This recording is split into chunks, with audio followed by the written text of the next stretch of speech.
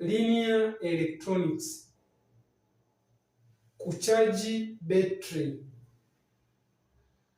Je, ni kwa nini betri za gari, sola, pikipiki na simu zina uwezo wa kuchajiwa, wakati baadhi ya betri, mfano betri za remote AAA, hazichajiki? Video zilizopita tuliona umeme jinsi unavyozalishwa. Aidha ni kwa mjongeo tunapopata umeme mkondogeu AC, alternating current, au kwa njia ya chemical reaction tunapopata umeme DC, direct current, umeme mkondo mnyoofu. Betri zote zinatoa umeme mkondo mnyoofu DC. Betri inatoa umeme kwa njia ya mchakato wa kikemikali au chemical reaction. Kwa mujibu wa elimu ya chemistry, michakato ya kikemikali inaweza kugawanywa katika namna mbalimbali. Namna mojawapo ni kwamba mchakato huo wa kikemikali baada ya kufanyika, kilichozalishwa je, nacho kinaweza kurudi kwa vile vilichokizalisha? Kupitia hali hiyo tunapata kuna aina kuu mbili za chemical reaction, michakato ya kikemia. Mchakato wa kwanza tunaita reversible chemical reaction. Hii ni michakato ambayo baada ya kitendo cha chemical reaction kutokea, vile vilivyozalishwa vinaweza kuungana au na vyenyewe kufanya mchakato wa chemical reaction vikarudisha vile vilivyovizalisha. Yaani wazazi wanazaa mtoto na watoto wanazaa mzazi.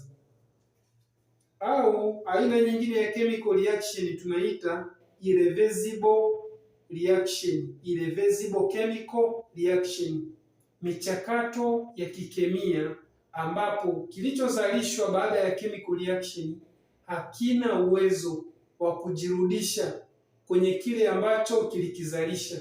Yaani watoto hawana uwezo wa kuwazaa wazazi. Kwa mujibu wa aina hizi mbili za chemical reaction, ambapo ni reversible chemical reaction, kwamba michakato ambayo vitu vina uwezo wa kujirudisha, na irreversible, michakato ambayo vitu havina uwezo wa kujirudisha. Michakato yenye uwezo wa kujirudisha inatupatia betri kama za simu, lithium betri, au betri kama za gari na sola, lead acid betri. Wakati michakato ambayo haiwezi kujirudisha inatuzalishia betri ambazo hazichajiki au tunaziita alkaline betri. Hivyo ndivyo ni kwa nini baadhi ya betri zinachajika na nyingine hazichajiki. Ni kwa kutegemea chemical reaction inayotokea kwenye betri hiyo kuzalisha umeme. Ni reversible, yaani ina uwezo wa kujirudisha, au haina uwezo, irreversible.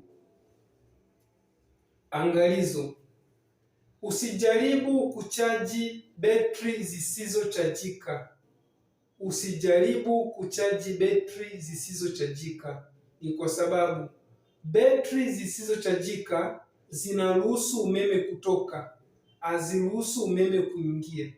Ukijaribu kuruhusu ziingize umeme, zitapata joto na kuvimba au kulipuka na kusababisha moto. Pia betri zinazochajika, kadiri unavyozichaji mara nyingi, zinapoteza nguvu ya kukaa na chaji. Pia betri zinazochajika, kadiri unavyozichaji mara nyingi, zinapoteza nguvu ya kukaa na chaji. Katika video ijayo tutaangalia electrical appliance, vifaa vinavyotumia umeme, na electronics. Tutaangalia utofauti wa vifaa vinavyotumia umeme na vifaa vya umeme vinavyojulikana kama electronics. Usisahau kulike, kushare, kukomenti na kusubscribe Linear Electronics.